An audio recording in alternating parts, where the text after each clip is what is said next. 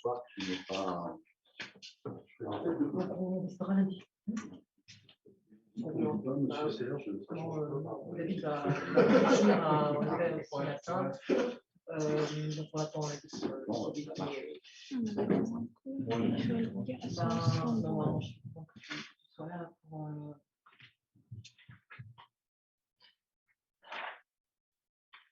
Voilà. Bien. Mesdames et messieurs, chers collègues, je suis très heureux de vous accueillir pour cette réunion du Conseil un peu particulière, évidemment, vous l'avez constaté, puisque la plupart d'entre vous êtes en visio. Ça ne nous empêche pas de délibérer en bonne et due forme. Et je vais m'assurer de la présence de nos collègues et donc surtout ça m'appelle ceux que je n'ai pas encore notés à l'écran et qui sont peut-être là et qui vont pouvoir ainsi se manifester. Donc je n'ai pas vu Olivier Rebourg. Est-ce que Olivier Rebourg est parmi nous? Pas pour l'instant, il va nous rejoindre. En tout cas, on va faire de ça de près. Licia Saunier. Elle est repartie de la mairie au moment où j'arrivais. Elle est là. Elle est là, Alicia. Oui, oui. Hein. Mais elle a un souci avec le son. Ouais, mais elle est présente. Hein. Marie Essayer. Marie, es-tu là? Oui, je vais voir. Oui, elle vient de remonter. Elle est là. Il n'y a pas de connexion, ce sera un connexion.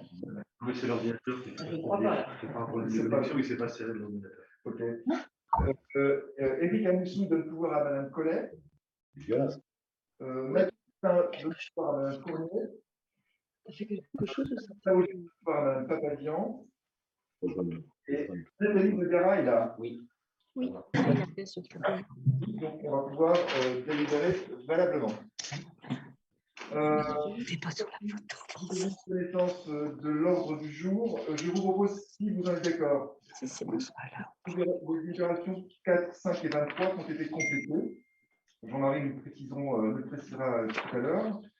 Et puis d'ajouter une délibération qui concerne le budget participatif. Je pense qu'il serait intéressant qu'on puisse valider le projet qui a été reçu au cadre du vote citoyen. Et donc, il faut rajouter cette délibération pour valider le projet lauréat tel qu'il a été présenté à la presse il y a maintenant quelques jours. Sur ces deux propositions, à la fois des délibérations ajustées et sur le rajout d'une délibération concernant le budget participatif, est-ce que vous êtes d'accord? Si vous êtes d'accord, en tout cas, si vous manifestez une abstention ou un désaccord, merci de le signaler par la petite main ou le signaler oralement à votre chef. Il n'y en a pas. Je vous remercie. Donc, on va pouvoir donc, délibérer sur ce projet un peu nouveau d'ordre du jour.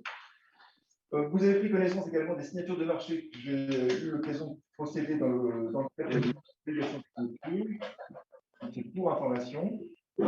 Et je vais maintenant céder la parole à Xavier Tallois qui va nous faire le point sur l'extension de la compétence santé par Marine Comité, puisque pour le faire, il faut notre du jour. Xavier, je te laisse la parole. Oui, est-ce que vous m'entendez bien? Parfaitement.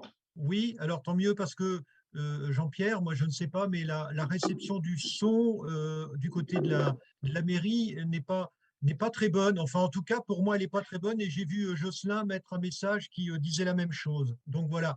En tout cas, vous m'entendez bien. C'est bien, mais voilà. On t'entend bien, mais c'est vrai que quand le maire parle, on n'entend pas très bien. Ouais, pareil pour moi aussi. Je vais prendre un micro. D'accord. Bien, alors, première délibération sur un sujet important, bien évidemment, que je pense que tous les membres du conseil municipal connaissent. Hein. Il s'agit du centre de santé sur lequel nous travaillons maintenant depuis un an environ, depuis même un petit peu plus d'un an. L'objectif est bien entendu d'essayer de mettre tout ce que l'on peut au niveau de la collectivité en œuvre de manière à favoriser l'accès aux soins de l'ensemble de nos concitoyens. Alors, vous avez sans doute vu le contenu de la délibération qui vous est proposée. Je vais simplement en rappeler les grandes lignes. Le projet est de permettre par la création d'un centre de santé, de salarier dans un premier temps des médecins qui se trouvent sur l'Assé-les-Châteaux, des médecins qui y travaillent déjà et qui nous avaient fait part de leur souhait d'être salariés. Donc voilà le premier élément. Le second élément est de pouvoir salarier un médecin en attendant l'arrivée d'autres, nous l'espérons bien, sur Martigné, puisque depuis le départ en retraite du médecin qui était sur Martigné, eh bien, il y a une déshérence totale sur Martigné et les communes environnantes. Pour construire un centre de santé, je ne vais pas là non plus rentrer dans les détails, mais je peux quand même vous dire que c'est un gros travail d'architecture administrative, juridique, avec évidemment un montage financier qui tienne la route et aussi une architecture, j'allais dire, dans les relations humaines. Voilà, ce travail avance. Ce travail, et on en arrive, on peut le dire, à la conclusion, du moins nous l'espérons bien, puisque l'ensemble du dossier est adressé à l'Agence régionale de santé afin qu'elle nous donne l'autorisation d'ouvrir un centre de santé parce que c'est soumis à autorisation des autorités sanitaires. Donc le dossier est parti et nous attendons donc les autorisations que nous espérons avoir dans les semaines qui vont venir. Donc vous voyez, le projet avance. Alors peut-être je fais un tout petit focus particulier sur le fait qu'une des spécificités de ce centre de santé par rapport probablement à d'autres centres de santé qui existent déjà sur le territoire, c'est qu'il est construit de manière très partenariale entre la collectivité, plus particulièrement la Comcom, et le centre hospitalier du Nord-Mayenne. Voilà, c'est un travail vraiment qui est construit depuis le début ensemble et qui amène à la constitution d'un groupement de coopération sanitaire qui va être la structure juridique qui va porter le centre de santé. Voilà, donc tous ces travaux sont aujourd'hui arrivés quasiment à leur terme. Et en fait, pourquoi y a-t-il une délibération en conseil municipal sur le centre de santé? C'est parce que pour que ce centre de santé soit géré par la collectivité, même au travers d'un groupement de coopération sanitaire, il nous faut une extension de compétences de la Comcom. Cette extension de compétences de la Comcom a déjà été délibérée dans le cadre du conseil communautaire, autant que je me souvienne, c'était au mois de décembre dernier, mais bien sûr, comme les formalités juridiques l'imposent, il faut que chaque commune également délibère sur cette extension de compétences de la Comcom. L'extension de compétences de la Comcom, c'est tout simplement la possibilité pour la Comcom de pouvoir créer et gérer un centre de santé. Avant cette délibération, la Comcom avait une compétence santé qui était autour du contrat local de santé, exclusivement autour du contrat local de santé. Là maintenant, il faut donc une extension de la compétence santé. Donc il est donc soumis au vote du conseil municipal le fait que nous soyons en accord avec cette extension de compétences de la Comcom en matière de santé, comme c'est écrit dans votre délibération, création, gestion ou participation à un centre de santé. Voilà ce que je voulais dire là-dessus. Et peut-être, Jean-Pierre, si tu le permets, je voudrais en profiter aussi pour... on n'est pas encore tout à fait au terme, hein, mais quand même, c'est un travail très conséquent qui est mené, et en particulier Ah, là, il y a des problèmes d'écho, là. Ouais, je ne sais pas. Voilà, un travail très conséquent qui est mené, et pas seulement par les élus, on peut le dire par certains membres de la direction du CHNM et aussi par Laurent Souchet au niveau de notre collectivité. Donc, je voudrais aussi profiter de ces mots autour du centre de santé pour remercier le travail de ces personnes. Voilà, alors je ne sais pas si j'ai été suffisamment clair et explicite par rapport à ce sujet. Si, tu as été parfait, comme d'habitude. Peut-être pour compléter le propos, c'est vrai que c'est un projet sur lequel nous sommes mobilisés les uns les autres depuis déjà plusieurs mois, qui arrive là à une phase de concrétisation. Donc, j'espère que tous les obstacles ont été balayés pour qu'on puisse annoncer dans quelques semaines l'ouverture, non pas d'un centre, mais de 2 centres, hein, puisqu'il y aura un centre à Lasset et un centre à Martigny, mais en fait, ce n'est pas très, très important finalement. Peut-être aussi souligner, tu l'as rappelé, donc le travail coopératif extrêmement intense avec l'hôpital, et une réponse qui sera une réponse innovante, originale. Donc, le montage tel qu'il se conçoit, le lien étroit entre la Comcom, l'hôpital et les médecins est une réponse qu'on trouve assez peu ailleurs en France. Donc, on sera de ce point de vue-là assez innovant en la matière, et je voulais aussi le rappeler. Mais on ne criera victoire qu'une fois que le dossier sera signé et que tout le monde sera en ligne pour le démarrer.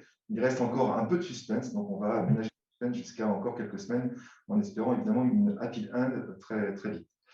Est-ce qu'il y a des demandes de prise de parole sur ce dossier-là? Je vous invite à lever la main et à prendre la parole. Est-ce qu'il y a des abstentions? Est-ce qu'il y a des votes contre? Donc, cette délibération est adoptée à l'unanimité. Je vous remercie. Là encore, c'est l'union celle qui prévaut sur un sujet aussi sensible que constitue l'offre de soins sur le territoire. Xavier, puisque tu as la main, peut-être peux-tu compléter avec les éléments récents de ta possession sur la vaccination, puisque c'est un sujet évidemment d'actualité qui inquiète évidemment beaucoup la population. Tu participes régulièrement aux conférences avec Monsieur le Préfet et avec l'ARS sur justement l'état des données en la matière. Ce serait peut-être bien que tu profites d'avoir la parole pour le préciser également. D'accord, ok. Alors, écoutez, le point, les éléments que je veux bien que je suis évidemment, que j'ai à ma disposition et à vous fournir date d'hier, hein, donc ils ne sont pas vieux du tout.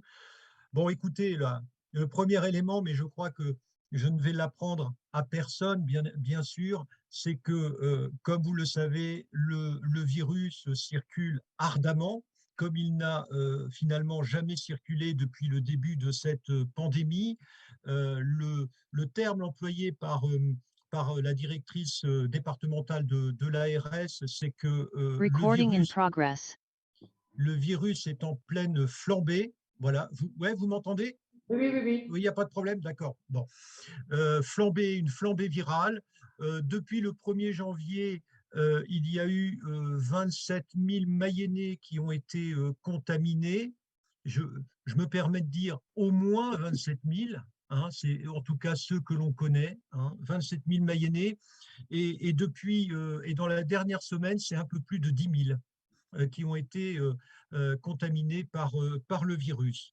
Je vous fais grâce des chiffres, des taux d'incidence et des taux de positivité, mais qui ont crevé complètement les plafonds que l'on connaissait jusqu'à maintenant.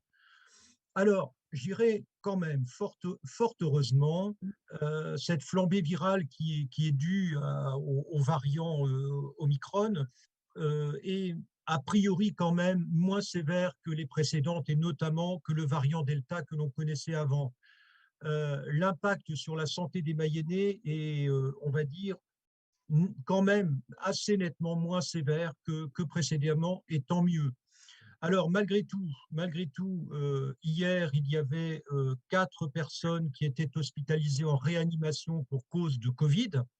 tous les services de réanimation, on en a 12 dans le département, hein, tous les services de réanimation étaient occupés, dont 4 par des problématiques Covid. Alors, c'est toujours trop, hein, c'est quand même moins que ce qu'on a connu dans les mois précédents. En revanche, les services de médecine, eux, accueillent quand même un nombre assez conséquent qui varie entre 40 et 60 personnes pour des problématiques liées directement au Covid, hein. Voilà, mais peu d'entre elles ont besoin de soins plus soutenus, notamment en réanimation. Voilà sur le plan, je dirais, en gros de l'état sanitaire. Il y a des clusters, hein, à nouveau des clusters nombreux, notamment en EHPAD, hein. Dès que le virus rentre en EHPAD, eh bien, il circule très très vite, mais là encore, sans qu'il y ait des impacts cliniques trop conséquents malgré tout. Donc ça, c'est un peu quand même la note optimiste. Et dans cette période, je tiens quand même à le souligner. Bon, après, évidemment, les impacts, mais tout le monde le sait, les impacts sur la vie sociale, sur la vie économique, sur la vie scolaire sont très conséquents depuis le début du mois de janvier. Peut-être quand même aussi, je devrais dire que l'impact est également très fort pour les professionnels de santé libéraux, pour la permanence des soins aussi, hein, qui eux reçoivent des coups de téléphone incessants par rapport aux personnes qui évidemment se trouvent positives. Voilà. Alors au niveau de la vaccination, on est très loin de ce qui était annoncé comme objectif au moment des fêtes de Noël, puisque les objectifs fixés par l'ARS étaient de 30 000 injections par semaine pendant le mois de janvier, de façon à assurer le rappel vaccinal à tous les Mayennais et puis de continuer à vacciner ceux qui ne l'étaient pas encore. Or, nous en sommes en gros, à peu près 10 000 vaccinations par semaine et non pas 30 000. Alors pourquoi ? On a eu au départ des problématiques liées au fait que le vaccin disponible en priorité était le Moderna et qu'un certain nombre de personnes ne voulaient pas entendre parler du Moderna, ils ne voulaient que du Pfizer, ça a été le premier problème. Mais depuis la flambée virale, ça n'est plus ça le problème, c'est surtout le fait que les gens sont contaminés et donc n'honorent pas évidemment leur rendez-vous. Donc on a des services et des centres notamment de vaccination qui sont très loin de tourner à plein régime comme on avait pu le penser. Voilà. En revanche, évidemment, il y a une activité en termes de dépistage qui est conséquente, mais un petit peu moins quand même qu'il y a 15 jours, mais qui est quand même conséquente. Et d'ailleurs, probablement, comme vous le savez tous, nous avons été amenés à ouvrir un centre de dépistage complémentaire à celui qui était tenu par la protection civile à la salle polyvalente. Donc un centre de dépistage qui est sur le pôle santé, qui fonctionne tous les après-midi hein, sur la base de rendez-vous. Et il est tenu par les infirmières libérales. Mais la collectivité je dirais, a été très réactive et les services de la collectivité, il faut le souligner et les remercier, là aussi, ont été très réactifs pour que ce centre soit installé en une journée. Voilà. Voilà en gros, je dirais, la situation. Donc, elle est à la fois critique, évidemment, du fait de la circulation virale, et en même temps, elle nous laisse peut-être entrevoir un peu d'optimisme dans la mesure où les conséquences virales ont l'air d'être, sur le plan de la santé, nettement moins sévères que précédemment. Souhaitons que ça dure et que évidemment, même ça s'améliore encore.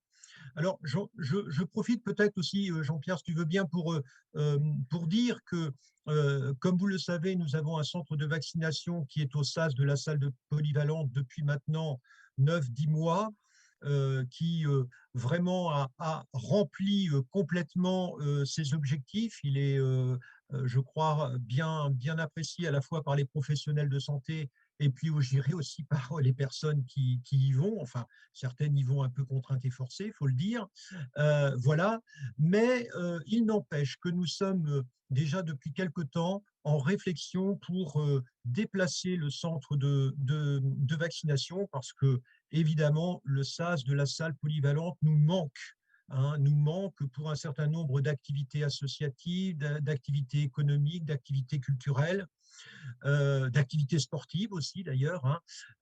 Donc là, on est vraiment sur une réflexion. Alors, pour rien vous cacher, on va demain matin avec Dr Tiffaine Orto visiter un local rue Cugnot qui était occupé jusque fin janvier par la direction départementale technique, qui pourrait, nous l'espérons en tout cas, héberger rapidement le centre de vaccination, de façon à ce que le SAS puisse retrouver d'autres missions que simplement des missions sanitaires.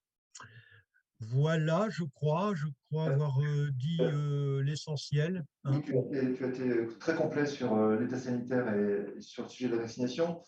Puisqu'on est aux informations diverses, on peut évoquer aussi évidemment les annonces faites hier par le gouvernement concernant l'hôpital de Mayenne et de Laval. Je crois que ça a animé évidemment l'actualité ces dernières heures et je crois qu'il faut évidemment qu'on puisse peut-être avoir une expression sur ce sujet-là. En tout cas, les annonces, en tout cas, moi, je vois des perspectives plutôt intéressantes, évidemment, même si, évidemment, elles devront se concrétiser, qu'il reste encore, évidemment, un certain nombre de zones d'ombre qu'il faudra clarifier. Nous avons à ce propos-là une réunion lundi avec monsieur le préfet et Jean-Jacques Poiplet, donc le directeur de l'ARS, pour justement essayer de clarifier quelques points qui figurent dans ces annonces gouvernementales d'hier.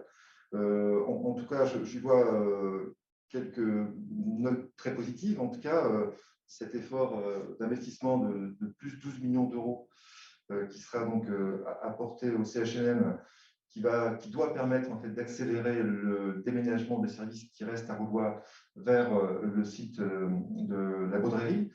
Je crois que c'est un projet qui est attendu, qui permettra évidemment une meilleure synergie entre les services et aussi aux services actuellement donc, sur voie de mieux profiter dans des conditions meilleures des plateaux techniques et équipements qui sont à la Baudrerie.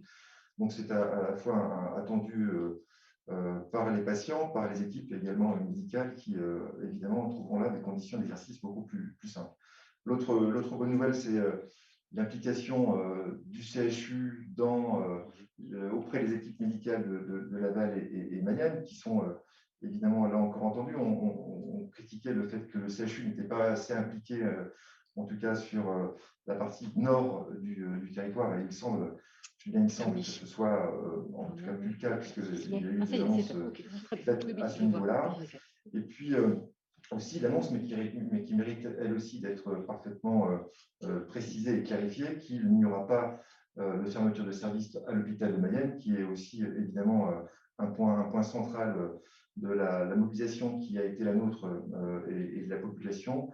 Ça concerne évidemment la chirurgie et les soins critiques. Donc voilà, ça mérite certes d'être clarifié, d'être explicité de manière beaucoup plus précise.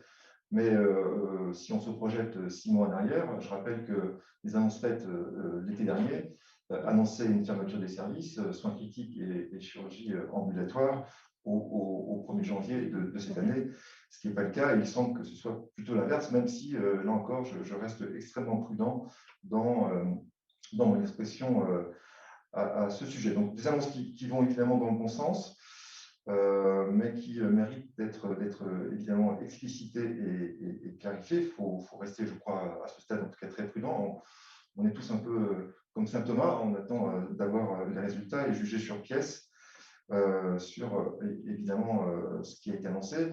Et puis, exprime aussi un fort regret, c'est que, et c'est peut-être le talon d'Achille de ce qui nous a été présenté hier, c'est qu'il n'y a aucune précision, aucune annonce sur évidemment le dossier de la présence médicale, dont on sait qu'il est quand même à l'origine de nos difficultés pour l'essentiel, et que de ce point de vue-là, on peut être très, très critique. dans l'opposition du gouvernement, de ne pas prendre en compte, en quelque sorte, une meilleure régulation de l'installation des médecins, en particulier dans le secteur hospitalier. Donc voilà, je pense que je serai en mesure de vous en dire plus lundi prochain, mais je pense que les nouvelles qui ont été faites hier vont plutôt dans le bon sens, sont de nature à rassurer, même si, évidemment, elles méritent d'être précisées. Voilà, sur ce point santé assez large, peut-être y a-t-il des expressions de l'un ou de l'autre, donc je vous invite à prendre la parole si vous souhaitez. Il n'y a pas de demande de prise de parole, donc on va passer maintenant au point 2, si vous êtes d'accord. C'est le point dont on a rajouté l'ordre du jour qui concerne le budget participatif et la validation du projet issu du vote citoyen. Je vais céder la parole à Xavier qui va compléter mon propos. Oui, voilà, donc quelques mots sur le budget participatif. On a eu bien entendu l'occasion déjà quelques reprises d'en parler en conseil municipal. Et puis, il fait aussi l'objet d'un comité de pilotage qui intègre toutes les sensibilités du conseil également. Voilà, vous dire que la première édition du budget participatif est close, qu'elle a permis qu'un nombre assez conséquent de personnes viennent porter et déposer des projets. 26 projets avaient été déposés. Comme vous le savez, 7 avaient été retenus pour, je dirais, la finale, la grande finale, soumise au vote des Mayennais, âgés de 10 ans et plus. Donc, il y a eu 372 Mayennais qui ont voté. La plus jeune, j'ai envie de le dire, la plus jeune avait 10 ans et demi, et le Mayennais le plus âgé, le plus expérimenté, le plus sage, je ne sais pas, avait 96 ans. Voilà, donc une large palette, en tout cas au niveau des âges.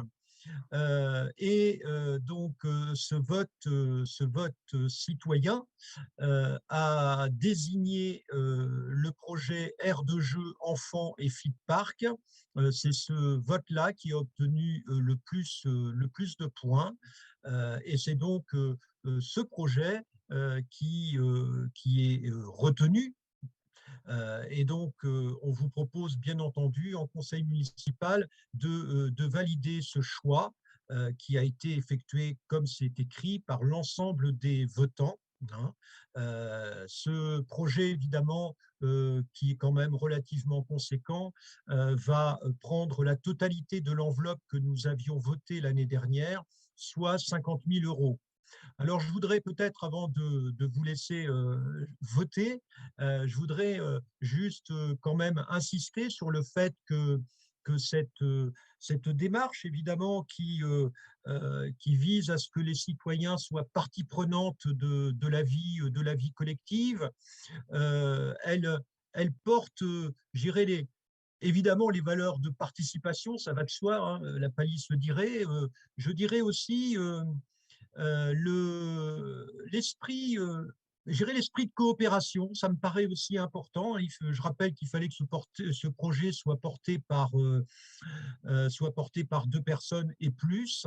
Je dirais que même si, évidemment, il y a une dimension un peu de compétition, puisqu'il n'est retenu qu'un seul projet, je voudrais quand même mettre en exergue surtout ces valeurs-là qui sont celles de la coopération, de l'implication dans l'intérêt collectif, de la contribution à l'amélioration du cadre de vie, à tout ce qui peut permettre que, comme on dit maintenant un peu classiquement, le vivre ensemble soit amélioré le plus possible.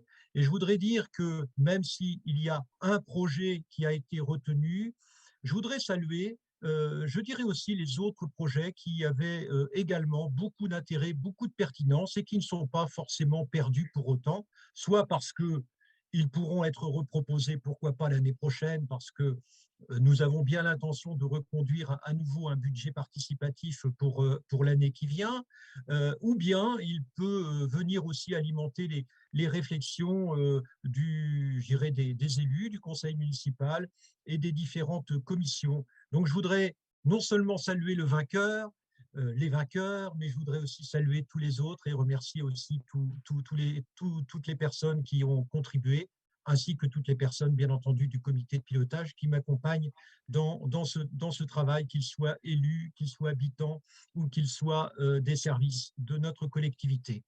Merci beaucoup, Xavier, de cette présentation. On remercie en particulier les 3 volontaires qui se sont engagés auprès du comité de pilotage. Absolument, oui.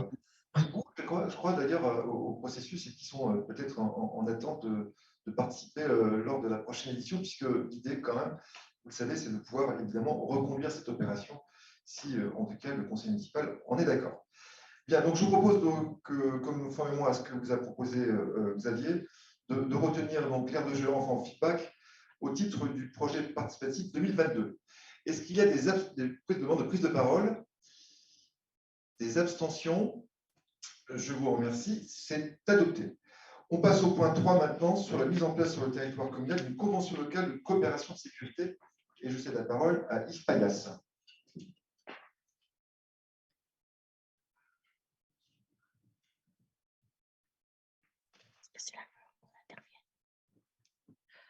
Bonsoir à toutes et à tous. Donc, ce soir, je vais vous présenter effectivement la mise en place de cette convention locale de coopération de sécurité. Et avant tout, dans cette délibération, je pense que toutes et tous vous vous rappelez des événements tragiques qui sont passés en 2015 en France. Tu peux parler un peu plus fort, oui, on t'entend mal. Un peu plus fort, c'est mieux là? Est-ce que c'est mieux? Merci. D'accord. Donc, juste vous rappeler qu'en 2015, malheureusement, des éléments tragiques avaient tout le pays et que suite à ces événements tragiques, le ministère de l'Intérieur avait souhaité mettre en place une coopération opérationnelle entre des acteurs publics et privés sous une forme de convention locale de coopération de sécurité. Cette convention locale de coopération de sécurité mise en place sur les différents territoires en France. En ce qui nous concerne, nous, sur notre territoire communal de la ville de Mayenne, jusqu'à présent, cette convention n'avait pas été mise en place. Donc là, elle est sollicitée par les services de gendarmerie, puisque sur notre secteur, on a, si vous voulez, la gendarmerie a identifié trois zones qui sont sensibles en ce qui concerne les problématiques de cambriolage et dégradation. Vous comprendrez pourquoi après, parce qu'effectivement, ces zones sont des zones commerciales, la zone de l'huilerie, la zone des pépinières et la zone de Port-Sac. Bien sûr, ces secteurs sont des secteurs de commerce, d'activités diverses et variées, et qui, effectivement, la nuit et le soir, sont facilement, je dirais, opérables pour des personnes qui seraient mal bouchées, si on peut dire, pour faire des... Mal intentionnées. Voilà, mal bouchées, c'est autre chose, effectivement.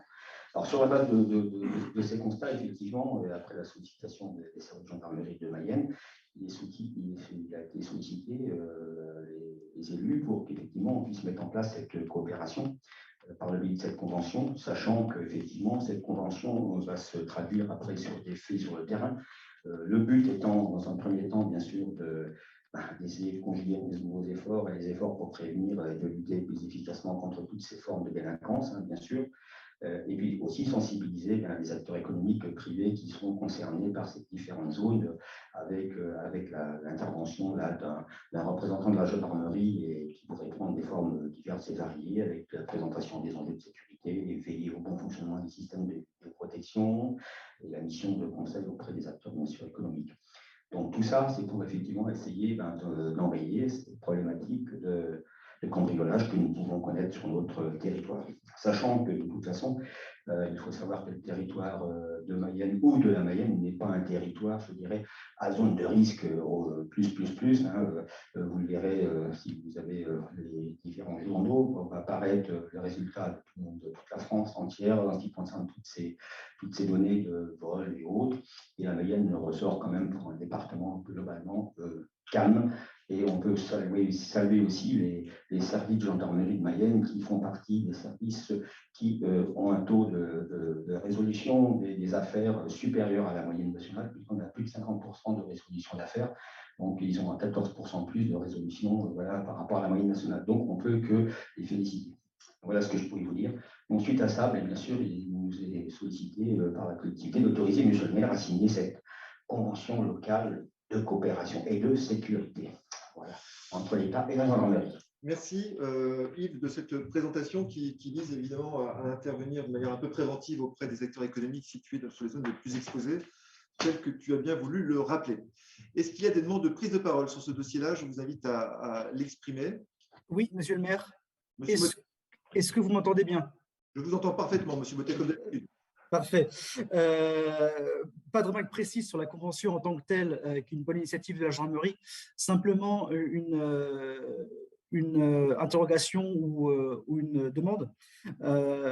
Les sujets de sécurité et de tranquillité publique sont fléchés au sein de la collectivité par un adjoint dédié, et c'est très bien ainsi.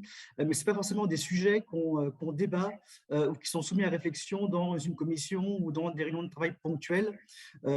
Donc, ma question est la suivante. Est-ce que, par exemple, cette convention peut faire l'objet d'un travail ou d'une concertation en amont avec les élus?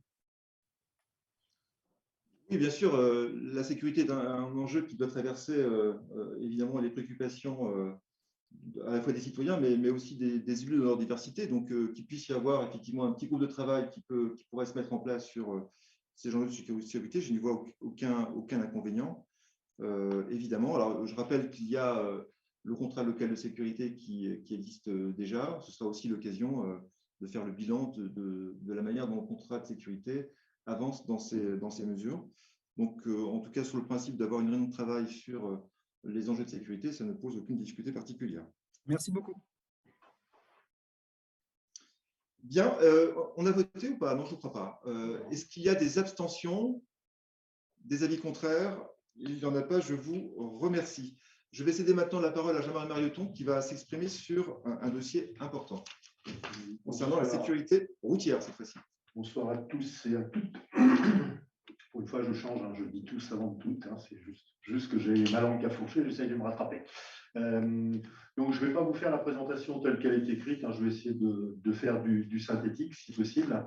Donc, aujourd'hui, à force de réfléchir autour de comment partager la ville avec toutes les mobilités, on est arrivé à la conclusion, ou à une conclusion temporaire peut-être, puisque les choses peuvent évoluer, qu'on va vous proposer de passer l'ensemble de la ville à 30 km/h et de ne laisser que quelques axes qui permettent la traversée de Mayenne, ou pour les gens qui traversent la ville et qui ne s'arrêtent pas, à 50 km/h. Donc ça, c'est une chose qui est possible avec de nouvelles décisions au niveau national qui autorisent, par exemple, à mettre un panneau à l'entrée de la ville, de dire que l'ensemble de la ville est à 30 km/h et de faire que de la signalisation horizontale, c'est-à-dire au sol et pas verticale, pour toutes les voies où on a le droit de rouler à 50 km/h. Alors, contrairement à ce qui a pu être dit à droite à gauche sur d'autres villes, on ne cherche pas des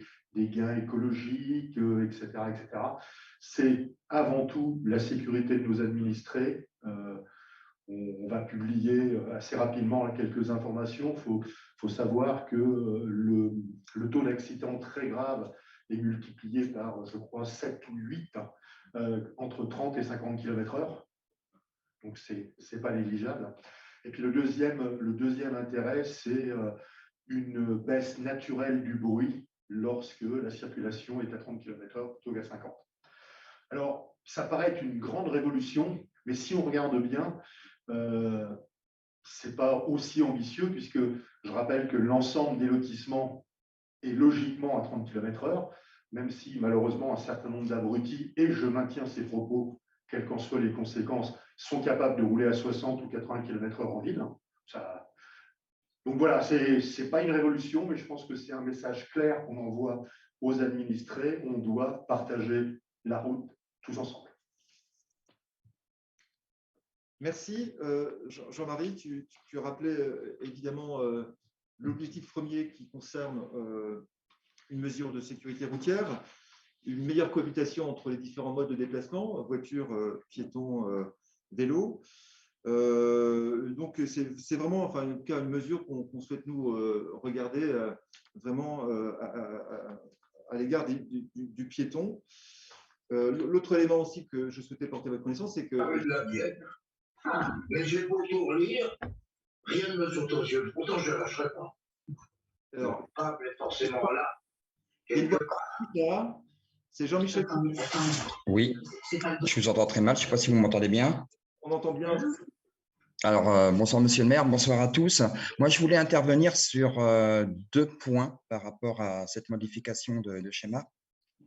La première chose, vous avez parlé tout à l'heure vous parlez de meilleure cohabitation, certainement entre les voitures, la marche, le vélo. On a pu le voir lors des travaux qui ont démarré par rapport au viaduc. Les travaux avaient démarré, si je me souviens bien, le lundi 25 octobre. Et à ce jour, ça devait donc ces travaux se terminer vers le 10-11 novembre. Ça a commencé, mais on ne voit pas du tout de schéma, de voies cyclables par rapport à ça dessiné sur le viaduc. Alors, est-ce que c'est juste une demande d'information? Est-ce qu'il y a un petit souci de peinture ou autre? Ça, c'est la première. Et la deuxième chose, c'est que je suis un peu surpris, on est un peu surpris de voir que le boulevard Anatole France reste à 50 km/h. Nous savons qu'il y a quand même un établissement scolaire, Don Bosco.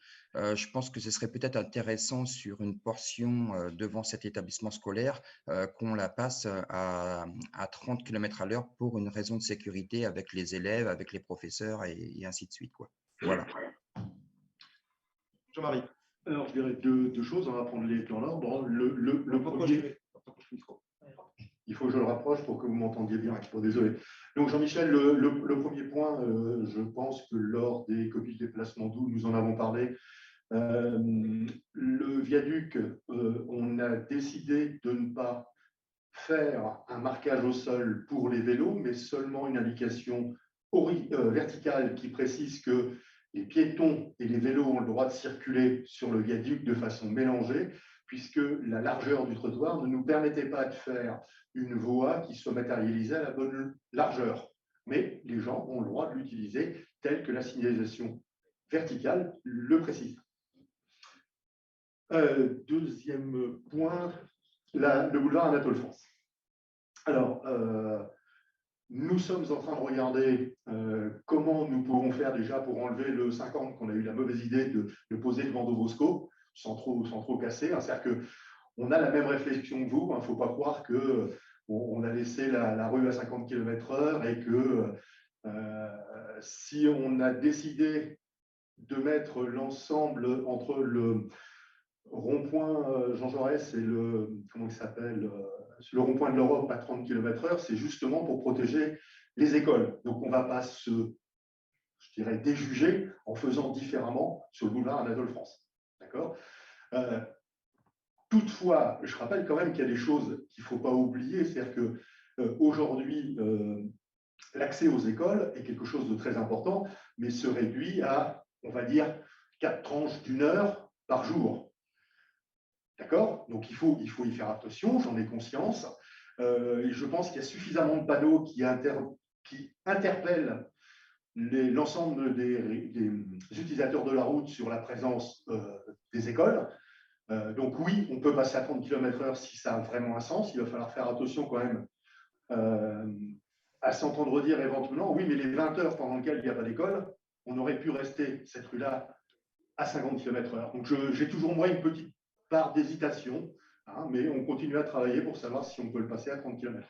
Je pense que ce serait important par rapport au nombre de véhicules qui passent, voitures, poids lourds, sur ce boulevard. Ça circule énormément, avec les bus aussi qui cachent la visibilité par rapport aux enfants qui traversent. Les bus, qu'est-ce qu'ils ne sont pas gentils avec des gros bus qui cachent. Oui, mais ça évite d'avoir trop de voitures sur la route, ça permet d'accélérer les mobilités. Alors, il faut savoir que, pour te montrer qu'on a bien réfléchi au sujet, on n'a pas limité notre réflexion au seul ensemble scolaire Don Bosco, mais on a aussi pensé à la rue Ambroise de Loret, dans lequel il y a aussi une sortie d'école qui peut être judicieux de protéger.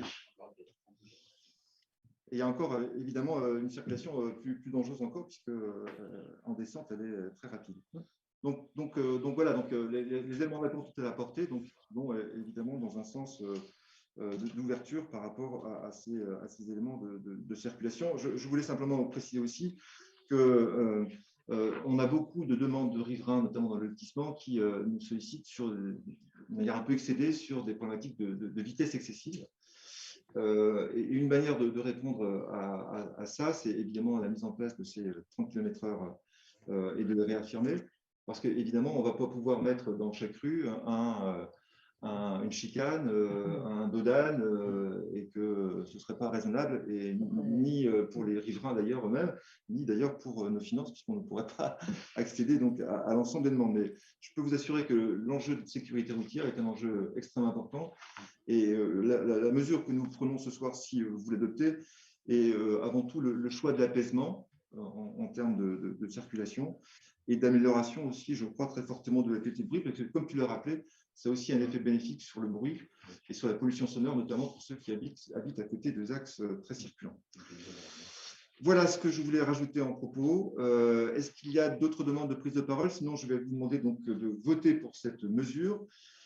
Est-ce qu'il y a des abstentions? Oui. Oui. Oui. Oui. Ouais, également. Est-ce que vous pouvez justifier votre choix, s'il vous plaît?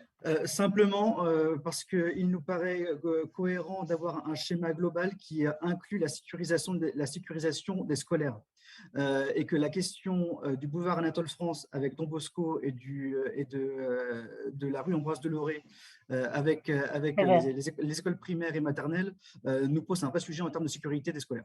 Mais comme ça vous a été répondu par monsieur Mariotton, j'en arrive. Cette question, elle est traitée, elle sera traitée. Donc, je ne comprends pas votre abstention, franchement. Sinon, se cacher derrière son petit doigt. Elle est traitée, mais ce n'est pas le cas actuellement, monsieur le maire. Non, mais elle n'est pas à 30 km/h non plus aujourd'hui. Elle n'est pas à 30 km/h. On vous propose de passer donc à 30 km/h, y compris devant les établissements scolaires. Je ne comprends pas votre abstention. Ce n'est pas indiqué tel quel dans la délibération. Puisqu'on vous le dit. Je suis d'accord avec vous. En fait, on est en train de voter pour apaiser notre centre-ville. Et comme l'a dit Jean-Marie tout à l'heure lors de l'exposé, on travaille encore dessus, ça va encore évoluer. Mais l'avancée, c'est vraiment qu'on apaise le centre-ville avec le 30 km/h. Caroline, je suis d'accord. Ceci étant, on est en train de voter une délibération dans laquelle il est indiqué que le boulevard Anatole France et que la rue Ambroise Deloré conservent le 50 km/h. Cette délibération-là, elle est adoptée. Après, à voir si c'est suivi des faits. Mais aujourd'hui, ce n'est pas le cas. Je voudrais bien vous entendre, M. Mottet, sur le principe même de 30 km/h sur la ville. Est-ce que vous pouvez vous exprimer clairement? Et pas que... Oui, mais oui, en effet, même si pour le coup, le 30 km/h en ville, la sécurité n'est pas forcément qu'une question uniquement de vitesse, c'est aussi une question d'aménagement, mais ça, on se rejoint. Ceci étant, ce qui nous paraît important, c'est la sécurisation des établissements scolaires, et que dans la délibération sur laquelle on se prononce aujourd'hui, il est indiqué que le boulevard Anatole France et que la rue Ambroise Deloré conservent 50 km/h. Nous estimons que devant les établissements scolaires, ça doit être dès maintenant à 30. C'est tout. Voilà. Après, si on retravaille sur le sujet, à voir si suivi des faits. Monsieur Mottet, je vous demande de vous exprimer clairement sur le principe même du 30 km/h sur la ville. Et pas chercher un texte pour voter contre ou vous abstenir. Non, mais la délibération, il y a bien marqué boulevard Anatole France dessus, sur cette délibération. On ne parle pas du centre-ville aujourd'hui. Enlever boulevard Anatole France sur la délibération ou enlever également rue Ambroise Deloré. Point. On vient de vous dire qu'on va traiter le problème devant les établissements scolaires. On vous l'a dit, on vous l'a répété combien de fois? 3 fois au moins ce soir. Bon, bref, je note 5 abstentions. Ça n'empêche qu'on a le droit de s'abstenir. Hein. Absolument, tout à fait. Bon. Très bien. Je vous remercie. Monsieur Mariotton poursuit sur la délibération numéro 5. Alors là, on va sur des choses où peut-être qu'il y aura des interprétations différentes. Donc aujourd'hui, nous cherchons dans le cadre de la rue du Docteur Morisset et la rue des Pêcheries à enfouir, enterrer, cacher, on peut donner tout un tas de termes, effacer, puisque c'est plutôt le terme qui est couramment utilisé, On cherche à donc enfouir les réseaux électriques, les réseaux de données, les réseaux d'éclairage public, de façon à éliminer tout un tas de poteaux sur les trottoirs et permettre aux utilisateurs des trottoirs de pouvoir circuler sur ces trottoirs correctement. Je ne vais pas vous faire, parce que je sais que vous avez tous très bien préparé, puisque j'ai pu le voir sur la lecture de la délibération précédente, ces dossiers. Donc, je vous ferai grâce de tous les chiffres sur lesquels les taux de prise en charge de territoire d'énergie sont différents suivant les types de réseaux. Étant un syndicat d'électricité au départ, c'est clair qu'il favorise l'enfouissement des réseaux électriques qui sont un peu plus compliqués que les autres. Il participe un tout petit peu sur le réseau électrique destiné à l'éclairage public et pas du tout sur les réseaux télécoms. Merci, Monsieur Mariotto, pour cette présentation. Est-ce qu'il y a des demandes de prise de parole? Des abstentions? J'invite Monsieur Tridon et Jones à baisser leurs mains, s'il vous plaît. À moins que vous souhaitiez vous exprimer. Merci. Est-ce qu'il y a des abstentions, des avis contraires? Il n'y en a pas, je vous remercie.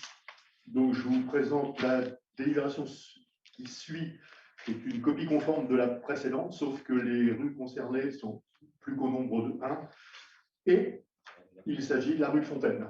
Donc, pour ceux qui ne connaissent pas bien Mayenne, une petite rue cachée dans le centre-ville, qui n'est pas forcément très, très connue. Ça lui fera du bien de ne pas avoir des poteaux qui se baladent aussi.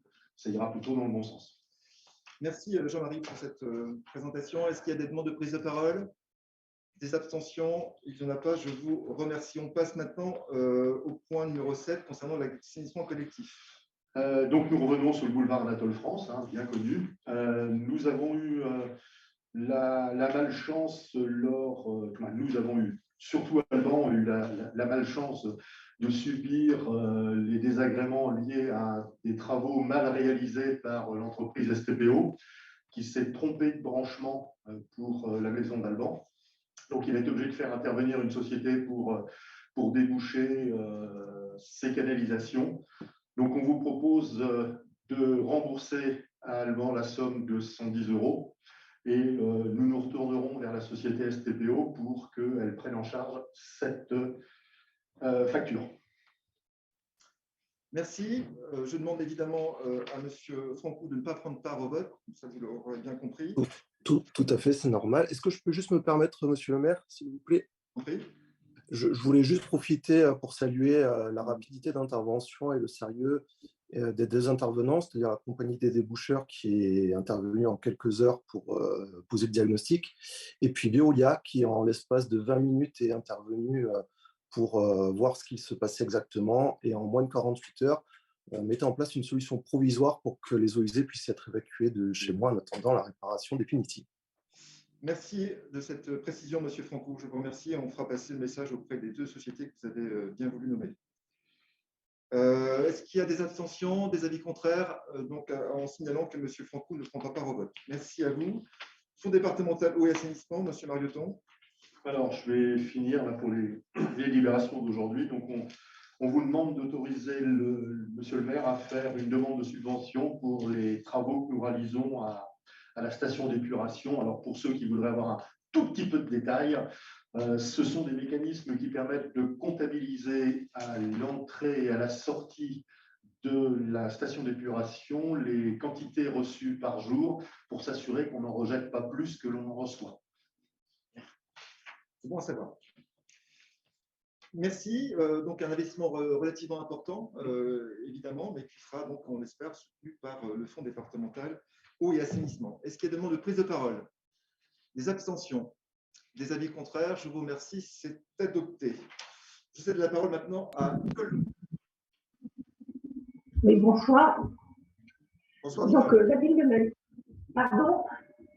Bonsoir, Nicole. J'espère que vous allez m'entendre parce que j'ai la voix un peu cassée, cause Covid. La ville de Mayenne est locataire de logements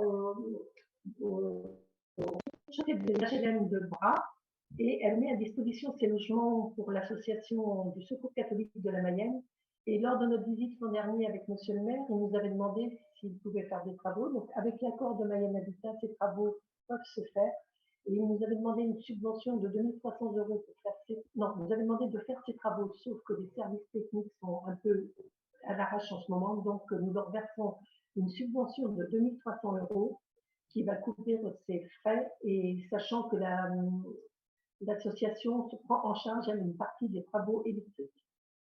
Donc je demande de bien vouloir laisser le maire signer cette subvention. Merci, en rappelant le travail précieux fait par les bénévoles du Secours catholique auprès de ceux qui sont les plus en difficulté. Et pour les avoir rencontrés, effectivement, ils font un travail remarquable et il faut le signaler et donc, du coup, leur donner aussi les moyens d'exercer leur bénévolat dans des conditions intéressantes, ce qui serait le cas avec ces travaux qui ont été demandés. Est-ce qu'il y a des demandes de prise de parole? Des abstentions, des avis contraires? Je vous remercie, c'est adopté. La convention, Madame Leroux, avec le CREA Ouest. Le service logement utilise depuis plusieurs années ce logiciel ImoWeb de CREA Ouest. Il était gratuit, il est passé payant depuis 2021 et ce logiciel permet d'enregistrer les demandes de logement, de suivre tous les logements qu'il y a aussi de disponibles, de suivre les différents dossiers après passage en commission et de mieux cibler les besoins en matière de logement. Alors, ce que je vous disais, cette utilisation était gratuite jusqu'en 2021 et maintenant elle passe à 500 euros par an. Donc, je demande d'autoriser M. le maire à signer la convention de 2022-2024 de régler la participation annuelle de 500 euros. Merci, Madame Leroux. C'est un logiciel indispensable. Bien sûr, bien sûr. Merci. Est-ce qu'il y a des demandes de prise de parole? Des abstentions, des avis contraires? Il n'y en a pas, je vous remercie. On passe maintenant à la convention de mise à disposition de locaux à Hop Company. Et c'est Tony Bonnet qui rapporte. Oui, bonsoir, vous m'entendez? Oui. Ok. Donc, bonsoir à toutes et tous. Oui, donc là, une délibération concernant en fait une convention pour Hop Company et ses locaux dans la visitation. À savoir qu'on a eu une convention de résidence avec la compagnie et la ville à partir de 2014, et puis ça s'était arrêté en 2017. Et donc là, en fait, on revient justement, on régularise avec une convention de mise à disposition des locaux, comme sont indiqués les éléments, en fait, avec un bureau, un espace de répétition, un espace de stockage, et une convention qui prend effet là au 1er janvier pour une durée d'un an, tacitement renouvelable. Voilà. Merci, Monsieur Bonnet. Est-ce qu'il y a des demandes de précision? Des avis contraires, des abstentions? Il n'y en a pas, je vous remercie, c'est adopté. Madame Fournier, sur l'avance de subvention pour le CCAS. Oui, tout à fait. Donc, le budget 2022 va être voté le 30 mars prochain. Donc, pour le CCAS, donc, il est donc proposé au Conseil de bien vouloir autoriser le versement d'une avance sur la subvention 2022, donc à hauteur de 180 000 euros. Voilà. Merci. Opération classique. Est-ce qu'il y a des abstentions, des avis contraires? Il n'y en a pas, je vous remercie. Alors, c'est la même chose pour l'association Les Possibles, pour sa subvention 2022. Donc, là, le montant qui est proposé sous la forme d'une avance est de 48 000 euros sur la subvention 2022. Merci. Là encore, c'est un dispositif classique mis en œuvre par la collectivité pour apporter de la trésorerie avant le vote du budget. Est-ce qu'il y a des demandes de prise de parole, des abstentions, des avis contraires? Il n'y en a pas, c'est adopté. Ouais. Donc, la suite, ça concerne le renouvellement de la convention avec l'association Agitato Formation. Cette convention concerne la location des locaux. Donc tout le monde connaît bien entendu les lieux de l'association Agitato, concernant le lieu qui est partagé avec les possibles, enfin bâtiment qui est partagé avec les possibles. Donc, la convention qui était conclue de 2019 à 2021 donc, portait sur un loyer d'un montant annuel de 24 000 euros. Cette convention nouvelle va intégrer une réévaluation qui va tenir compte de l'indice de référence des loyers. Ce n'était pas prévu dans la précédente convention. Donc, ce soir, il vous est proposé de valider le principe d'une nouvelle convention d'une durée de 3 ans à compter de ce 1er janvier 2022 et d'appliquer donc un loyer annuel pour cette année 2022 de 24 200 euros et qui sera donc réévalué en cours de convention chaque année en fonction de l'indice de référence des loyers. Merci de cette présentation et qui vise à remettre en ordre en quelque sorte un ensemble de conventions avec un ensemble de partenaires. Et je crois que c'est plutôt à souligner. Est-ce qu'il y a des demandes de prise de parole sur cette délibération, des abstentions, des avis contraires. Je vous remercie, c'est adopté. Alors, la prochaine délibération concerne l'adhésion à e-collectivité.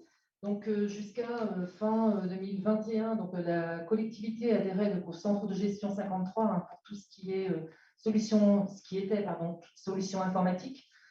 En l'occurrence, nous, on avait des prestations qui concernaient la dématérialisation des actes et puis le RGPD, qui est obligatoire, un règlement général de protection des données qui n'est pas assuré au sein de notre collectivité.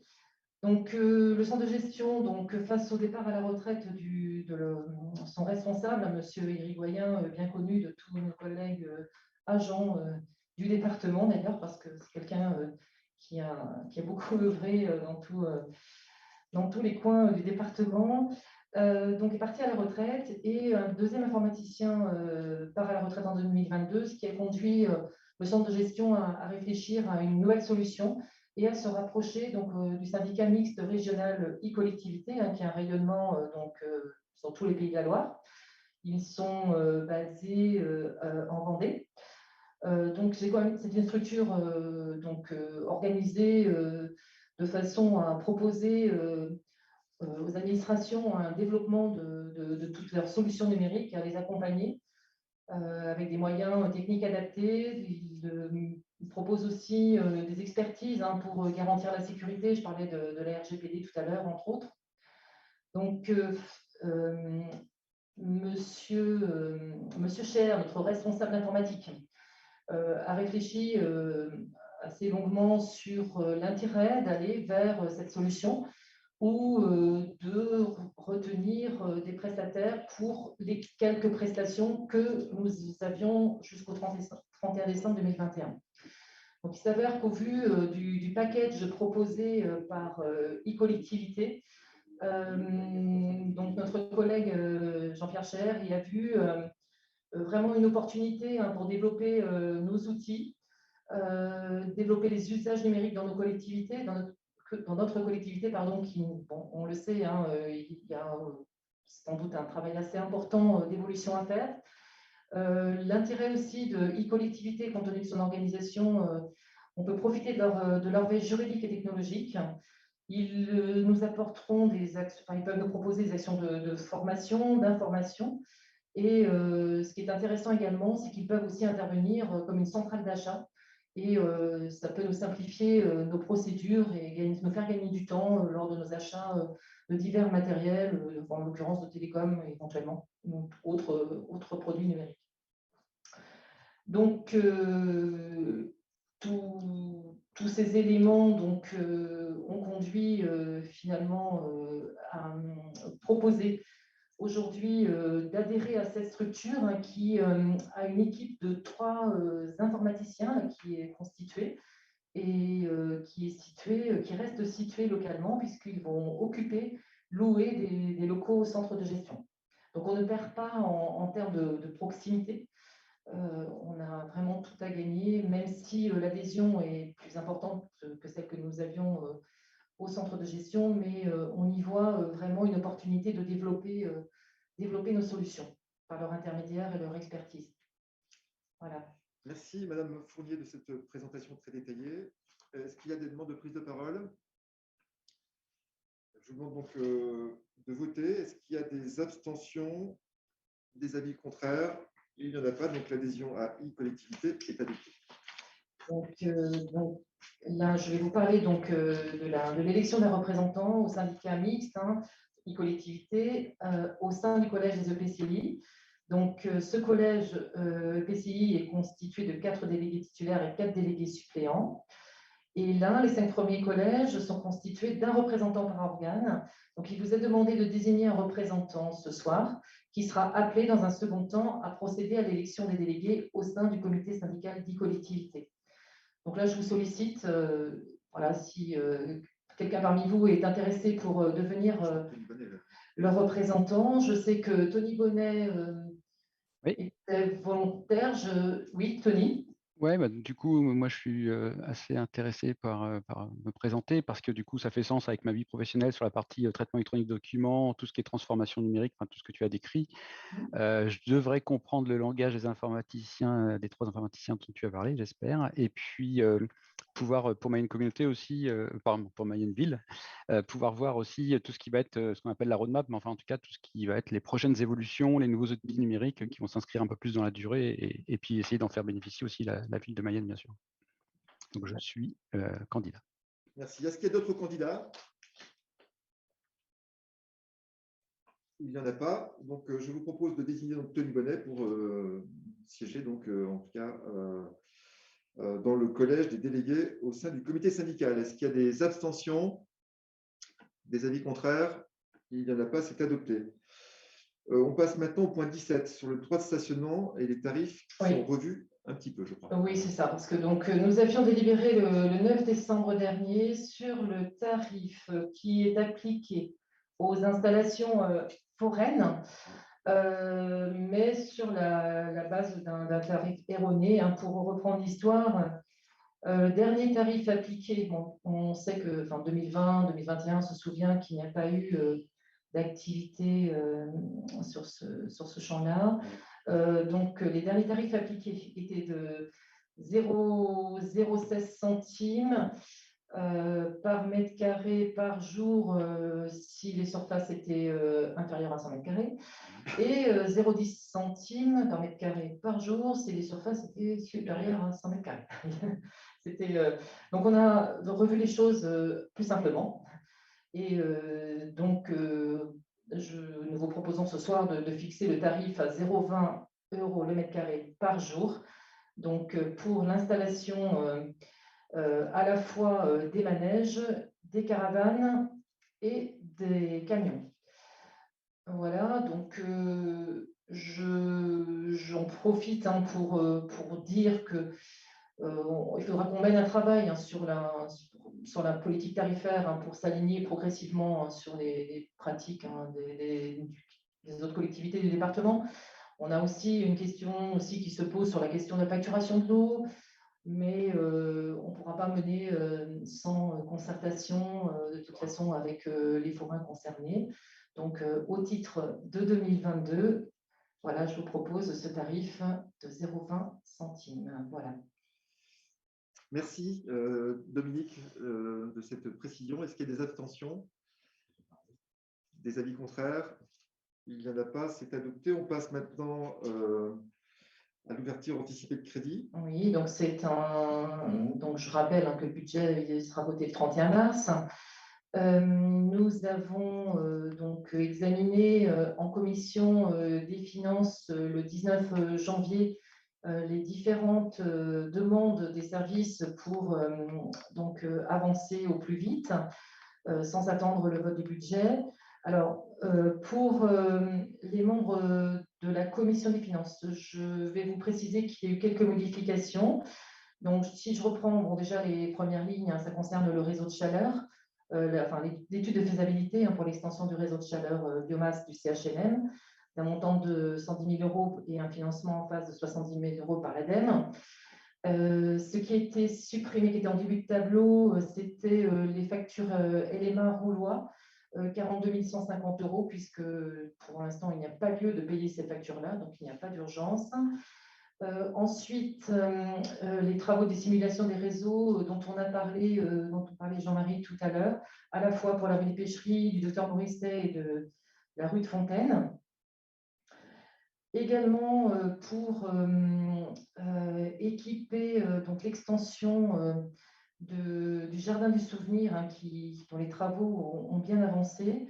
Il faut maintenant équiper de murs de mémoire et il faut aussi acheter les dalles de recouvrement des câbles, mais c'est important de le noter, de pouvoir commander dès maintenant, compte tenu des délais de livraison, d'autant plus qu'ils se sont bien rallongés pour pas mal de produits aujourd'hui. Le montant de 203 000 € pour la balayeuse de voirie, puisque en 2021, donc, nous sommes malheureusement tombés en panne de matériel, une balayeuse de voirie qui avait 10 ans et qui est arrivée à la fin de sa vie, une réparation qui n'était pas envisageable. C'était Donc, en attendant, nous avons loué du matériel pour la période de fin d'année de ramasse des feuilles. En attendant l'investissement donc 2022, c'est un investissement qui va se faire auprès de l'UGAP, de façon à ne pas non plus retarder l'achat par une procédure de commande publique, puisque l'UGAP a déjà fait la mise en concurrence, donc pour un montant de 203 000 €.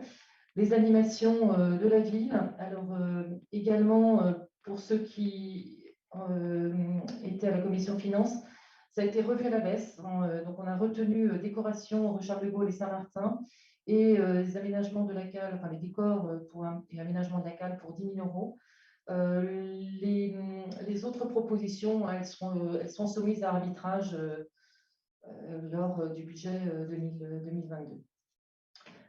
À cela s'ajoute l'immobilier de bureau pour le CCAS qui déménagera, j'espère, en mars.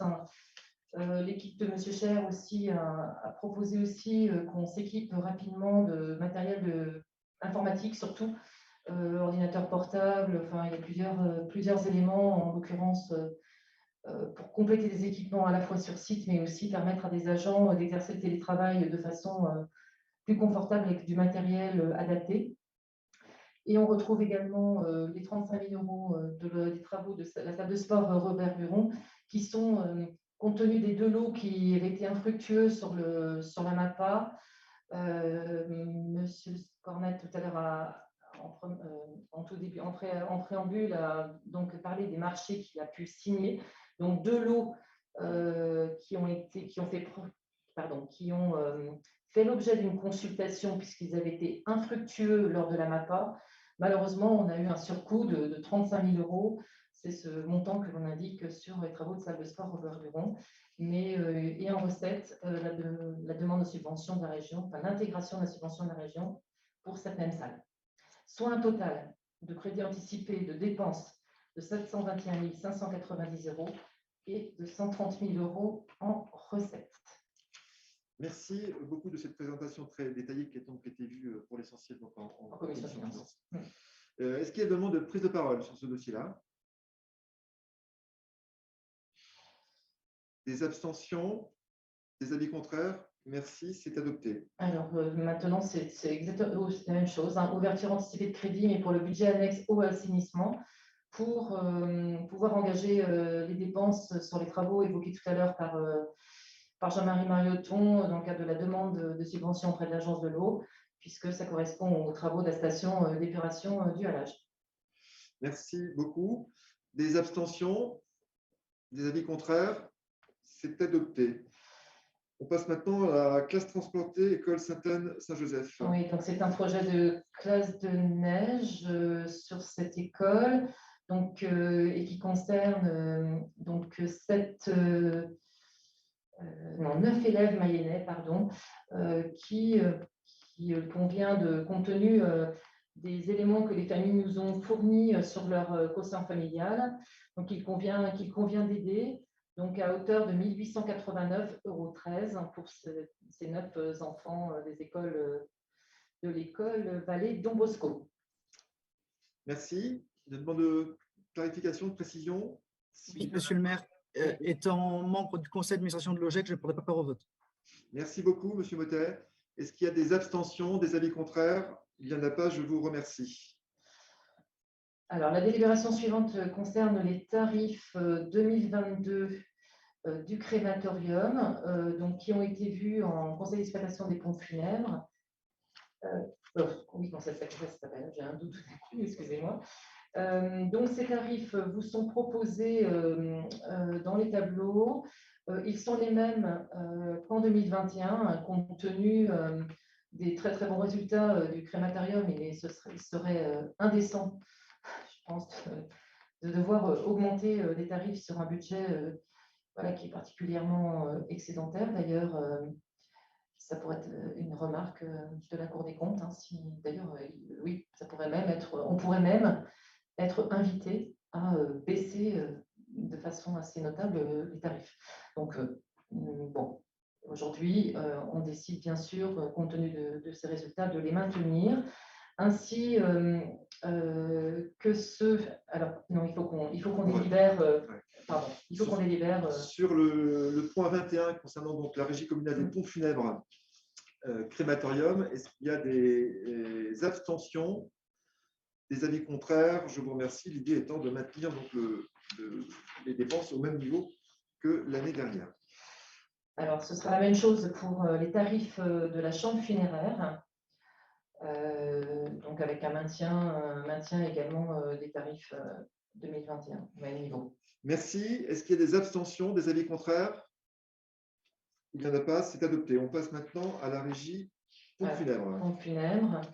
Donc, les tarifs concernant tout ce qui est, ce qui vous est décrit, transport funéraire jusqu'à mise en bière, ce sont les mêmes tarifs que l'année précédente. Après, sur tout ce qui est fourniture, c'est lié à un nouveau marché qui débute le 6 février avec des nouveaux tarifs pour les cercueils, urnes et accessoires. Donc, les anciens fournisseurs n'avaient pas augmenté les tarifs pendant 4 ans. Donc, bien entendu, on subit une augmentation qui a été donc proposée pour ne pas non plus pénaliser trop les familles. Il est proposé de réduire un peu la marge du service pour limiter la hausse à 2% sur ces tarifs. C'est ce qui a été acté en conseil d'exploitation également. Merci de cette précision. Est-ce qu'il y a des abstentions, des avis contraires? Il n'y en a pas, c'est adopté. Donc, le prochain point, ça concerne la mission en non-valeur que nous a demandé monsieur le comptable public, donc à hauteur de 2044,13 €, puisque les motivations de cette mission en non-valeur relèvent de montants inférieurs au seuil de poursuite sans effet ou encore de domiciliation inconnue. Donc, il faut intégrer cette somme qui va devenir une charge pour la collectivité, mais à hauteur de 2044,13 €. Merci. Est-ce qu'il y a des demandes de prise de parole, des abstentions, des avis contraires? C'est adopté. Le point suivant, c'est un petit peu différent. Ça concerne une créance éteinte. Je m'excuse, je prends juste une explication, juste parce que c'est un petit peu différent d'habitude. C'est la première fois que j'ai cette écriture. Je vais vous l'expliquer. Donc, il s'agit… je jongle entre deux documents. Donc, il s'agit donc d'une situation d'une entreprise qui a fait faillite, qui a subi une liquidation judiciaire et aussi un surendettement pour un particulier, pour un total de 16 591,97 €. Donc, le trésorier explique que pour la liquidation judiciaire clôturée pour insuffisance d'actifs, donc ça s'appelle une créance éteinte. Donc, le paiement, alors il explique que le paiement indu étant de sa responsabilité, donc il faut que l'on comptabilise cette créance éteinte. C'est ce que je vous propose ce soir. Et la collectivité va réémettre un ordre de reversement à son encontre afin qu'il puisse actionner son assurance et reverser ensuite le montant à la commune. Voilà, je ne connaissais pas ce mécanisme, je vous en fais part. Merci beaucoup de cette précision sur évidemment la somme relativement importante. Importante, oui. 16 000 €. Donc, avec le mécanisme qui vous a été décrit, donc en lien évidemment étroit avec le comptable public. C'est ça. Est-ce qu'il y a des demandes de précision sur cette proposition? Est-ce qu'il y a des abstentions, des avis contraires? C'est adopté. On passe maintenant au marché public. Oui, alors là, il s'agit d'une convention de groupement de commandes pour la maintenance des installations et équipements de chauffage, de climatisation et de chaude sanitaire, qui est assurée actuellement par un contrat qui arrive à son terme le 27 juillet 2022. Donc là, il faut envisager une consultation pour les 5 prochaines années. Donc, et les besoins estimés pour les deux collectivités, donc Ville de Mayenne, 1 027 100 € hors taxe pour 24 sites, et pour Mayenne Communauté, 208 300 € hors taxe sur 7 sites. Donc, bien sûr, les services vont actualiser ces montants, puisque évidemment, là, je vous parle de montants de 2017. Donc, Mayenne Communauté va être le coordonnateur du groupement de commandes. Elle va prendre en charge les frais de publicité. Le choix des titulaires sera effectué par la commission d'appel d'offres de Mayenne Communauté.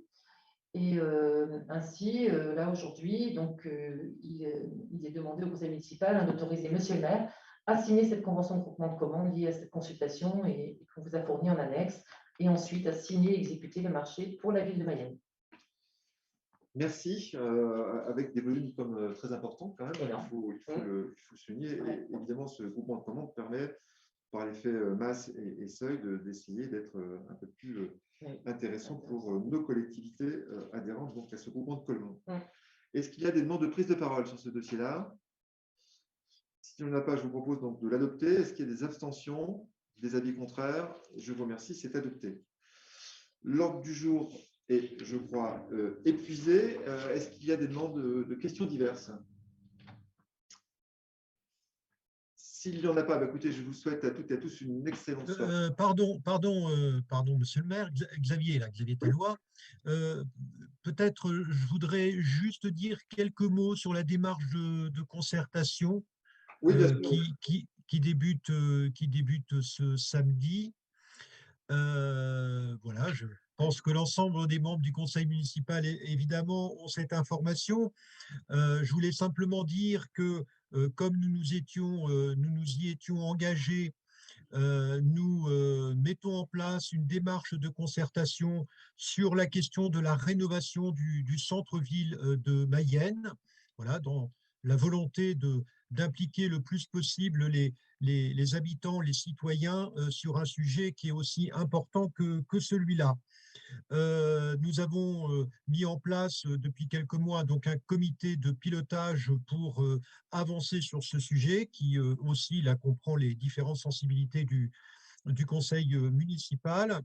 Nous avons fait le choix d'être accompagnés par une agence pour conduire cette opération, de manière à ce que, d'une part, il y ait les compétences requises pour que le travail soit fait de manière très satisfaisante, et d'autre part, parce qu'il nous paraissait important que les élus soient dans la bonne posture de manière à ce que ce travail de concertation soit efficace. Donc, il y a une démarche méthodologique qui a été mise en place avec des premières opérations qui vont donc débuter samedi prochain, où les habitants qui vont le souhaiter vont pouvoir s'exprimer sur le centre-ville, sur ce qui les questionne, sur les propositions qu'ils peuvent faire, sur les orientations. Donc, à la fois donc, avec un dispositif qui est appelé dans le terme technique porteur de parole, mais aussi avec une déambulation urbaine à laquelle sont conviés les élus qui le souhaitent, et puis bien entendu les habitants. Une déambulation ce samedi à 11h sur toute la partie du quartier Notre-Dame. Nous ferons la même chose mercredi 2 février à partir du Grand Nord, avec une déambulation qui, elle, aura lieu, qui partira à 15h30. Voilà, ça c'est le coup d'envoi de la démarche qui va se poursuivre ensuite par des réunions. Il y aura une réunion spécifique, notamment avec les commerçants, pour entendre les attentes et les contraintes, et puis que ça puisse être pris en compte. Et je dirais, il y aura surtout la mise en place d'un jury citoyen qui va être chargé d'approfondir toutes ces questions, de les travailler sur les mois de février, mars, avril. Et pour constituer ce jury citoyen, je voulais donc aussi informer les membres du conseil municipal que partent cette semaine sur Mayenne et également sur Mayenne Communauté et également les communes de Ouasso et Ambrières, parce qu'on a considéré en copile que c'était important aussi d'intégrer ces communes très proches de Mayenne.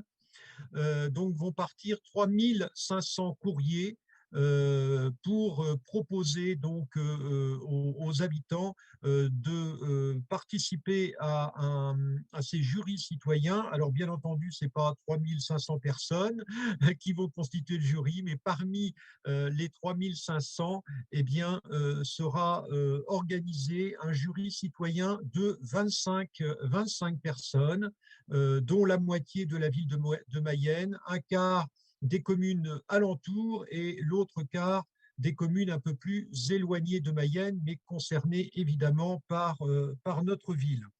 Et ce jury citoyen va travailler, approfondir, discuter les choses et puis réaliser une production collective qui sera restituée publiquement le 30 mai prochain, s'il n'y a pas de modification dans le calendrier que nous avons fixé en comité de pilotage. Voilà. Merci Xavier, une belle aventure qui s'annonce. Merci beaucoup, je vous souhaite à toutes et à tous une bonne soirée. Excusez-moi, j'avais juste un petit mot à dire, Jean-Pierre, si ça ne dérange pas. J'ai levé la main. Mais... Ah pardon, elle n'apparaît pas à l'écran. Désolé. Juste, Jean-Marie Marioton, un petit élément. On est venu me rapporter à plusieurs reprises des problématiques d'éclairage, notamment au niveau du lotissement de la Touche, également en centre-ville. Je voulais savoir s'il y avait des problématiques à ce niveau-là et si vous pouvez me répondre. Également, je vais lancer mes 2-3 petits éléments, comme ça permettra de répondre. Également, dans un petit questionnement également, on a parlé tout à l'heure de la rue Joseph Cugnot. Il y a l'accès, vous savez, à la rue du Parc des Expositions, où il y a une exploitation qui est de nouveau faite par les auto-écoles, les camions-écoles plutôt, plus précisément. Quid de la réouverture justement aux véhicules, parce qu'on m'interroge aussi à ce niveau-là. Et je comprends cette démarche et je la partage. Donc avec la rue de Grain, bien sûr. Donc, et également, forcé de constater aussi au niveau du centre-ville, on a de plus en plus de problématiques, un phénomène que certains qualifient de clochardisation du centre-ville. Est-ce qu'il y a des choses qui vont être mises en place à ce niveau-là? Je vous pose la question. Merci. Sur la partie éclairage public. Donc, sur la partie éclairage public, vous n'êtes pas sans savoir que l'éclairage public a fait l'effet d'une convention avec Territoire d'énergie qu'on a décidé de déployer sur 4 ans. Donc, on a priorisé les secteurs en fonction de l'état de vétusteté apparent des différents secteurs. On n'avait pas imaginé, par exemple, qu'à la place des Halles, nous sommes aujourd'hui devant un problème de, comment ça s'appelle, sûrement de présence d'eau dans les câbles qu'on n'arrive pas à comprendre et ça disjoncte régulièrement. Donc, j'étais cet après-midi avec Santerne et Territoire d'énergie sur le terrain. On espère trouver une solution temporaire pour arriver à faire un branchement un peu sauvage, pas très joli, mais bon, ce qui devrait permettre de rééclairer la place des Halles. Celui de la Touche, je ne sais pas. Ce que l'on va faire, c'est de communiquer dans la presse et sur le site internet les travaux qui sont prévus dans les 3 prochains mois, de façon à ce que les gens puissent se projeter. Il faut bien avoir conscience qu'une partie des équipements qui sont aujourd'hui en panne sont des équipements qu'on n'aura pas le droit de remettre en état à un moment donné. Des lampes à mercure, des lampes qui éclairent le ciel. Donc, quand celles-ci tombent en panne, nous ne faisons aucun effort pour les remplacer, puisque ça n'a aucun sens. Ça serait dépenser de l'argent des contribuables pour rien. Voilà, je ne comprends pas très bien l'acceptation, clochardisation du centre-ville. Le mot me paraît un peu fort et pas adapté. Ceci dit, pour essayer de comprendre le sens de ton interrogation, c'est vrai qu'on avait un point dur, notamment devant le commerce place du 9 juin. Je rappelle qu'on a, nous, pour réponse en plusieurs temps. Le premier qui était évidemment un travail social, de prévention, de sollicitation. Ceci dit, ces gens qui étaient devant la place du 9 juin n'étaient pas du tout des clochards, parce qu'on a vérifié qu'ils avaient bien un appartement, donc on ne peut pas parler de SDF les concernant. Ils sont malheureusement soumis à des phénomènes d'alcoolisation sur la voie publique qui étaient évidemment néfastes pour tout le monde. Sachez que, et vous le savez bien, puisqu'on a adopté un arrêté il y a quelques temps qui visait à interdire l'alcoolisation sur la voie publique, notamment à partir de canettes, puisque l'arrêté qui était le nôtre et qui était celui sur lequel on se posait pour agir n'était plus adapté, puisqu'il ne concernait que les bouteilles en verre. Et donc, on a étendu. Par ailleurs, des actions de contact ont été demandées de ma part auprès de la gendarmerie, auprès des ASVP qui ont mené évidemment régulièrement des points d'échange avec ces quelques individus qui étaient sur la place du 9 juin. Mais le travail social est compliqué dans la mesure où c'est des personnes qui n'acceptent pas en fait la moindre prise en charge. Alors, il peut y avoir ici ou là, et j'ai eu l'occasion de rencontrer une Mayonnaise qui a été surprise d'avoir d'avoir croisé, alors je crois que c'était un soir de Noël ou le veille de réveillon, donc une personne qui était, elle, sans domicile fixe. Donc, c'était un peu différent de ce que vous évoquez en premier point. Sachez que cette personne-là, et on a pu retracer évidemment son contact, a été pris en charge par les services sociaux de la collectivité.